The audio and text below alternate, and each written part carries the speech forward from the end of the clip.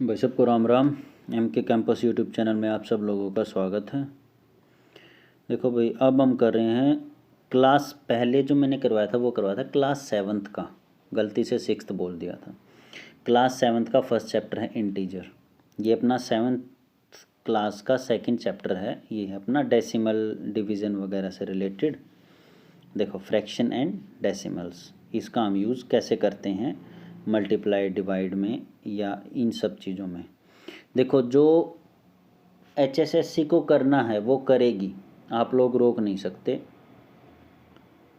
उनका वेट करो। अगर किसी के नंबर ऑलरेडी कम बन रहे हैं 60 से कम, और वो सिर्फ और सिर्फ एक पोस्ट के लिए कर रहा है, वो है ग्रुप नंबर 57, तो भाई आपसे हाथ जोड़ के विनम्र निवेदन है कि अपना ग्रुप डी की तैयारी में लग जाओ। जो मैं अभी चैप्टर्स आप लोगों के लिए करवा रहा हूँ वो डायरेक्ट ग्रुप डी के लिए बहुत ज़्यादा इम्पोर्टेंट है, प्लस एसएससी के लिए। अगर आप एसएससी की तैयारी कर रहे हैं मैथ्स की, तो इसके साथ साथ आपकी उसकी भी तैयारी होगी। अगर आप यूपीएससी या एचपीएससी के सीसेट की तैयारी कर रहे हैं तो यहाँ से भी क्वेश्चंस आते हैं, एनसीईआरटी से ही आते हैं और कहीं से नहीं आते, तो उसकी भी तैयारी हो जाएगी। तो आप लोग ये ज़रूर करें, ठीक है। तो अभी स्टार्ट करते हैं सेकंड चैप्टर। देखो, सेकंड चैप्टर में कुछ चीज़ें इंपॉर्टेंट दे रखी हैं, जैसे मल्टीप्लिकेशन का जैसे ये तरीका है, ये कैसे करते हैं। जैसे फ्रैक्शन में कोई नंबर दे रखा है, इसका मैं तरीका बता देता हूँ कैसे सोल्व करते हैं, बाकी हो जाएगा। मान लो ये है अपना 2:2/3, तो इसमें क्या होगा, 3 2 जा 6, 6 + 2 8, यानी कि 8 + 8/3। तो ये ऐसे फ्रैक्शन को सोल्व करते हैं। जैसे 4:5/7, ठीक है।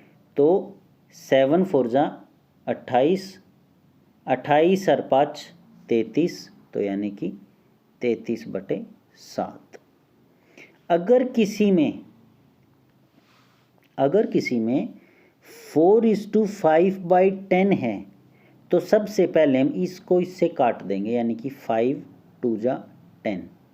तो नई फ्रैक्शन क्या आ गई, 4:1/2। तो यानी कि ये कितना हो गया, 4 2 जा 8 + 1 9/2। ठीक है, ये याद रख लेना, बहुत ज़्यादा इम्पोर्टेंट है। इसमें यही ज़रूरी था और इतना कुछ ज़रूरी है नहीं। देखो, सेम में एक और है।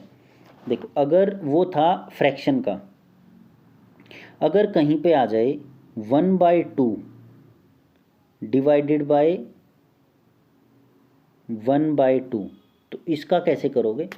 देखो, मैं सबसे इजी तरीका बताऊंगा आप लोगों को। ये डिवाइड है बीच में, सबसे पहले ले लो आप 1/2, डिवाइड को कर दो मल्टीप्लाई, और जो ये डिवाइड से जस्ट अगली वाली है ना नंबर, इसको उल्टा कर दो, यानी कि 2 ऊपर आ जाएगा और 1 नीचे। 2 से 2 कट गया, 1 से 1 कट गया, आंसर आ गया 1 हमेशा। ये बहुत छोटी ट्रिक है, बट ये बहुत ज़्यादा इम्पोर्टेंट ट्रिक है, ये याद रख लेना। जैसे अभी मैं कोई भी क्वेश्चंस करवाऊँ, तो अब ये देख लेते हैं हम। फॉर एग्ज़ाम्पल ये, ठीक है, 1/3 डिवाइडेड बाय 6/5। मैंने आप लोगों को क्या बताया था, सबसे पहले 1/3 एज इट इज़ लिख लो, डिवाइड का मल्टीप्लाई बना दो, और जो ये अगले वाली है ना डिवाइड से जस्ट अगला नंबर, इसको उल्टा कर दो, यानी कि न्यूमरेटर बाय डिनोमिनेटर है तो उल्टा कर दो, न्यूमरेटर को डिनोमिनेटर बना दो और डिनोमिनेटर को न्यूमरेटर बना दो। यानी कि 6/5 है ना, तो इसको लिख दो 5/6। ठीक है जी। तो जो नया नंबर आया वो क्या आएगा, 5/18। ये याद रख लेना। जैसे देखो, अपना ये क्वेश्चन है 1/3 डिवाइड है तो मल्टीप्लाई 5/6, तो यानी कि 5/18। देखो, ये रहा 5/18 आंसर। ठीक है, ऐसे आप लोगों को सोल्व करना है अगर कोई भी फ्रैक्शन में हो तो। ये अब है ना कुछ भी हो सकता है। देखो जैसे मैंने पहले चैप्टर बनाया था और ये बताया चैप्टर, तो इन दोनों का मिक्स करके एक सम कर लेते हैं। सम कुछ इस प्रकार है, यहाँ पे देख लेते हैं हम सम को। 3/5 प्लस माइनस 9/2 प्लस 7:6/9, ठीक है जी, डिवाइडेड बाय 3 प्लस 1। इसका बताओ क्या आंसर आएगा। देखो सबसे पहले क्या सोल्व करना है, डिवाइड नहीं, सबसे पहले ब्रैकेट को सोल्व करोगे तो क्या आएगा, -9/2, और पहले 6/9 को काटो 3 से, 3 2 जा 6, 3 3 जा 9। अब ये कितना आया फ्रैक्शन, 7 या 21 2 23, 23 बटे प्लस 23/3, ठीक है जी। अब ये डिवाइड है तो सबसे पहले यहाँ मल्टीप्लाई लगाओ और 3 को 1/3 लिख दो, समझे। +1 बाद में है और +3/5 पहले है। अब तो सोल्व हो जाएगा ना, अब तो आई थिंक ये आप लोगों से इजीली सोल्व हो जाएगा, ठीक है। तो इसको ऐसे करना है, same as it is mult. देखो कोई भी चीज़, अब ये क्वेश्चन आया था कल के पेपर में, उसमें आया था कि 5/3 तो दे रखा था आप लोगों को कि एक नंबर, या पता नहीं कोई नंबर आप लोगों को दे रखा था, 3/5 दे रखा था या 5/3 करके दे रखा था, और वो बताना था। यस ये रहा, देखो इजी सा है। √15 हम लोगों को दे रखा है 3.88, ठीक है। हम लोगों को निकालना क्या है, फाइंड आउट √5/3। इजी है, कैसे ये निकालना है। देखो √15 है ना, तो हम ऊपर ट्राई करेंगे 15 बनाने की, तो वो कैसे बन सकता है, 5 को हम मल्टीप्लाई कर देंगे 3 से और 3 से नीचे मल्टीप्लाई कर देंगे, ठीक है। 3 से ऊपर कर दिया, 3 से नीचे कर दिया, इक्वेशन में कोई फ़र्क थोड़ी ना आया, सेम रही। अब ये क्या हो गया, 5 3 जा 15 और 3 3 जा 9, और 9 का रूट कितना होता है 3, तो 3 कहाँ गया बाहर और 15 अंदर रह गया।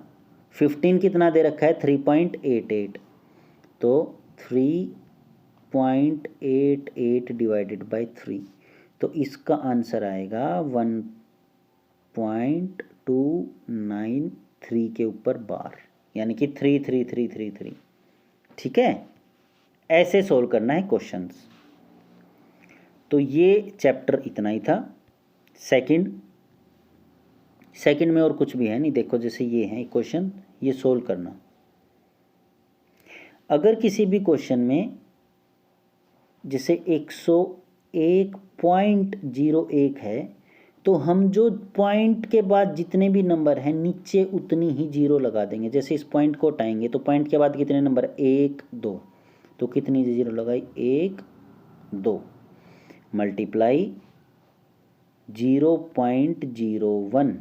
अब जीरो के बाद कितने डिजिट हैं, 1 2 2 है ना, तो मल्टीप्लाई 1 2, ठीक है। तो यानी कि ये कितना हो गया 1/100, ठीक है। अब इसका आंसर कितना आएगा, अब देखो इसको 1 से मल्टीप्लाई करोगे तो यही नंबर आएगा 101 10,101। तो अब नीचे कितने जीरो हैं, 1 2 3 4। अब ऊपर जो नंबर है ना उसमें पीछे से गिनो राइट हैंड साइड से, और 4 के बाद डेसिमल लगा दो, तो यानी कि कितना आएगा, देखो 4 गिनते हैं 1 2 3 4, इसके बाद आ गया यहाँ पर 0.1, ये हो गया आप लोगों का आंसर। ऐसे करना है ये डिविजिबल वाला पॉइंट वाला सोल्व, ठीक है। अब देखो ये क्वेश्चन देख लेते हैं हम, दिस वन। तो इसमें क्या है 12.96, डिवाइड है तो मल्टीप्लाई कर देंगे, ठीक है, और 4 है तो इसको 1/4 लिख देंगे। अब इसको डायरेक्ट 4 से कट करेंगे तो 4 तिये 12, पॉइंट 4 दूनी 8, 4 चौक 16, यानी कि 3.24, ठीक है। ये आप लोगों का आ गया आंसर। देखो ये रहा 3.24, ओके। ये बहुत इजी से होते हैं, इतने ज़्यादा मुश्किल होते नहीं हैं। ये हमारा ख़त्म हो गया सेकंड चैप्टर। अब हम कर लेते हैं हमारा थर्ड चैप्टर। थर्ड चैप्टर थोड़ा सा बड़ा है तो वो नेक्स्ट पार्ट में करेंगे।